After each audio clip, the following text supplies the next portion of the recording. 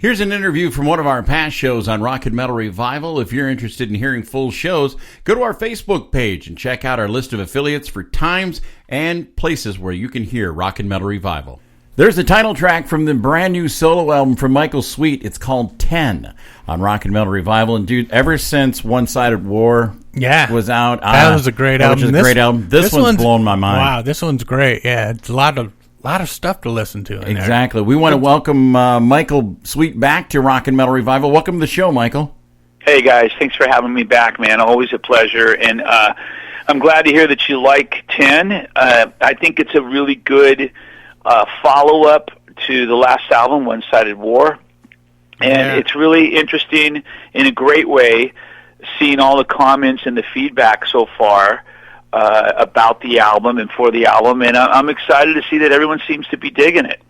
You know, Michael, one of the things that I kind of got out of this, I've probably listened to it front to back probably 6 or 7 times now, and it's kind of got an old school feel to it, an old school straight ahead metal feel. Were you going for that? I absolutely was. And, you know, I'm really, believe it or not, it's something that I realized Stryper and Michael Sweet went down that road of, you know, experimenting and trying different things. For Stryper, it was the album Reborn, especially, and even Murder by Pride. Murder by Pride was getting us a little bit back more on track, but it wasn't until No More Hell to Pay that we really came full circle and got back in line with who we are and what we should be. And it's important to me that I'm not compromising who I am as an artist, but I'm also giving the fans what they want. I don't understand this mentality with some artists. You talk to them and, you know, they're doing some experimental metal rap or something, or they're trying to be this modern industrial, and you're just thinking, I'm scratching my head thinking, that's not what the fans want. Mm-hmm. The majority of the fans. Yeah. Maybe some, but the majority doesn't want that. They want what you do best and what you did best. Now, put a little spin on it, modernize it a little bit, bring it into 2019, and make it relevant with the production, but give them that old school vibe, and that's what I really tried to do on this album. Now, this album's totally different because you've got a guest appearance, someone appearing on pretty much every song on the album. How do you decide which tracks to send out to who to have them contribute on? Well, you know, it's as I was writing each song, lay it down. Mm-hmm. I'm working on that song and on that riff, and it's very priestish, and as I'm writing it, I'm already thinking about a guy. Yeah. You know, I'm thinking about a guy, and because I'm thinking about him, I send him a text, and I say, hey, dude, can you play on a song? I've got a great song that I'd love to have you on. And then he writes back and says, yes, and that was Marzi Montazari. And I just felt like that was a perfect song for him. You know, and I kind of had each guy in mind. The only two songs that wasn't that way out of the box was Better Part of Me. I actually had someone else in mind, and then Jeff Loomis reached out to me on Instagram and said, check your inbox. And I did, and he said he's a big fan and has seen Stryper, and he'd be honored to play on the album. And I was like, dude, done. Wow, nice.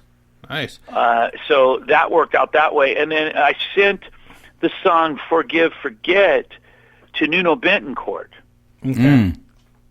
And I thought it would be perfect for Nuno.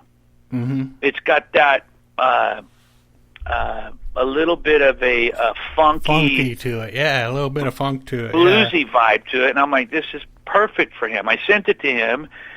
And, you know, all these tracks went out to the guitar players with no lead vocals, and he sent me, we were corresponding through text messages, and he sent me a text that was something to the effect of, I'm not really feeling I don't really know what to do with it. I'm not really feeling it.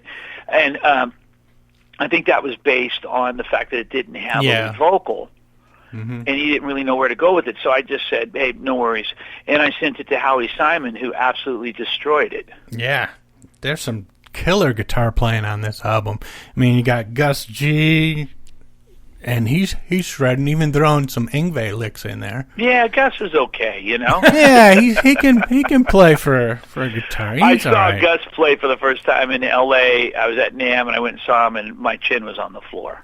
I tell you, Joel because Hoekstra, Gus has got that melodic sense, and he can do the Yngwie thing, but he can also slow down and hang on a note and just let it sing. Yeah. Definitely. Now, he's so good, and he's such a nice guy too. And I immediately reached out to him after NAMM and said, "Dude, let's work together." And I had to have him on a song, and I felt that was the perfect song for Gus as well. Yeah, definitely. Now, Michael, when you do an album with all these great guitar players on it like this, how do you find a band to go out and do a solo tour with? Yeah, you're going to take them all out with you? That's a great question. That's going to be expensive. That thought is going through my mind a lot. And I'm thinking, damn, how am I going to do this? I'm going to have to find a guy who can play it all. Oh, wow. Good luck. Good luck with someone who can copy all those guys. Well, I mean, I'll give you a few examples of guys that could play any style. Yeah. Uh-huh. And Joe Hoekstra. Oh, yeah. He's great. Joe can shred. Joe can play chicken picking. Yeah. Mm-hmm. Joe can do jazz. Joe can do anything. Yeah. I've seen him do a lot now, of will Joe stuff. be available? I don't know. He's a very busy guy in high demand. But there are a few other guys that can do it, and that's going to be the tricky part, is finding someone that can play not only this stuff, but the stuff from Truth, the stuff from One Sided War, the stuff from the first few solo albums. Yeah.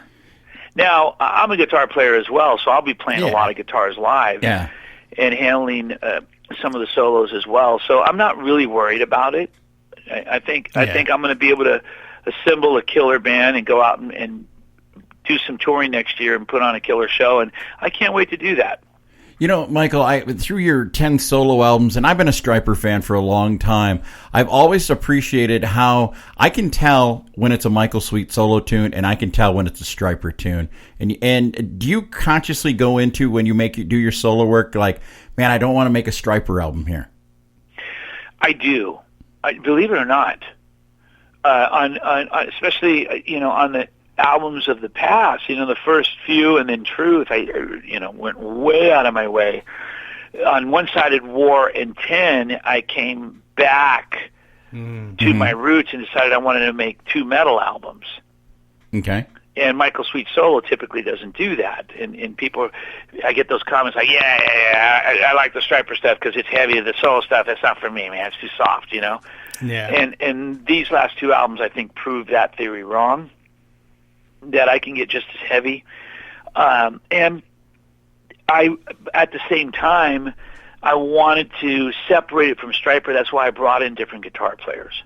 Because the more guitar playing that I do on the album, the more Stryper it's going to sound. Yeah. Good point. Yeah. And it just, there's no escaping that. Obviously, I'm singing, and there's no escaping that either. It's got that Stryper / heavy metal Styx Dynasty Young sound. Yeah. But, I really do try to separate the two and keep them different. But there's always, when I first released Better Part of Me, a lot of people are like, it sounds like Stryper. It's like, well, duh. Yeah, exactly. What do you want me to do? You want me to go have vocal surgery and put new vocal cords in? I mean, what am I going to do? I'm not going to escape, certain parts of that sound, nor do I want to. Exactly. Yeah. So how'd you get Todd LaTorre involved? Great singer, man. I love his. I love Todd. One of my favorite singers these days, and he's a dear friend of mine. And I wanted to have a duet, and I knew Todd was the guy, man, right away, and especially Son of Man. I thought it'd be so cool for him and I to be singing that song. Definitely. And then especially due to the fact that, we have different views and different beliefs, and everybody knows that. Yeah. But, man, he knocked it out of the park, and it's one of my favorite tracks on the album, and I'm so glad and honored I'm so glad to have him and so honored to have Todd on that song. Yeah, that's just a killer tune, too. I was just talking to somebody the other day, said they saw your Stryper History Tour, and they said that you totally blew them away. How's it? Well, last time we talked to you, Perry had just joined the band. How's that all working out for you? How's the whole thing with Perry being there and this history tour going for you, Michael? Well, man, everyone asks that question, and it's a great question, and it's something that we are so happy to talk about. I mean, Perry has brought so much to the band. It's almost like, how can I put it? There's this new level of joy, Mm-hmm. When you kind of lose that, Yeah. and that's gone. To a degree, you're just kind of going through the motions, right? Yeah, Definitely. But Perry bringing that back, bringing a smile to the band and gratefulness, and he's happy to be here, and he says that. Yeah. He says, "Man, I'm just happy to be here," and that really takes us to a new level of joy and puts joy in our hearts and puts a smile on our face, and it brings peace within the band, and it brings so much to the band, and with that affects the music as well. Yeah, definitely. And the performance. We're having fun on stage. We're not up there just going through the motions. We're actually having fun, and it's the real deal. And when we get off stage, we're having fun. Before we get on stage, we're having fun. That's right. And really, Perry is to blame for a lot of that. Darn He him. is. He really is. And he's just such a great guy, man, and we love him. And I've said this before, I'll say it again, but I mean it. I'm not trying to stir the pot. It's like, where was Perry back in '84, Mm-hmm. Yeah. We just, not that all those years were a waste or bad or anything, it's just that, he's such a perfect fit, and he brings so much peace to the band, and we just love him and love being around him and love playing with him and hanging out with him. That's awesome. Yeah, you can't beat that. Now, how's Oz Fox doing?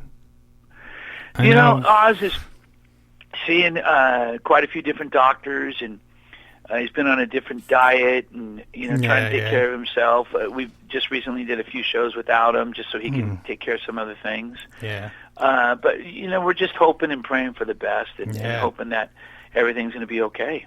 Man, he's a phenomenal guitar player. And I've met him once. He's a great guy. Yeah, absolutely. Just hope for the best, man. Absolutely. Michael, a couple of the collaborations of yours that I really, really enjoyed was one, your Sweet Lynch project that you did with George Lynch. You guys ever thought about following that up, or was that just a one-timer? Well, we did 2 albums. Yeah, they did the second one. Yeah. I really enjoyed it working with George on those albums, and I really wanted a tour. Yeah. And it never worked out. I tried. I talked to the booking agent numerous times, and Lisa and I, my wife, who manages Stryper, we tried to put together tours and whatnot, and there was always some reason why it couldn't happen. Okay. All right. And I couldn't really understand that. And I feel I'm one of those guys, I believe if you're going to release an album, you really need to go out and tour it. Amen. And, why just throw an album out there that's just pointless to me? And that's true. kind of a waste.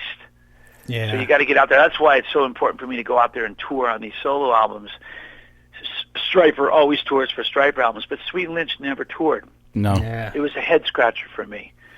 So I don't want to invest my effort and my time in an album that's only going to fall by the wayside and not be promoted from all sides, not be pushed by all sides, and not be toured on or with.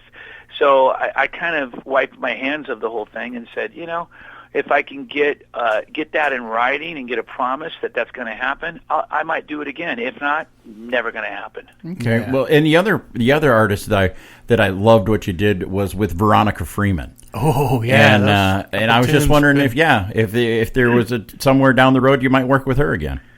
Well, yeah, man, that door's always open. I loved working with her, and the 2 songs that I was able to write for her and produce for her, they turned out really well, man. Yeah. And I had a blast doing it. It was short-lived, obviously. Yeah. It didn't really get a ton of attention by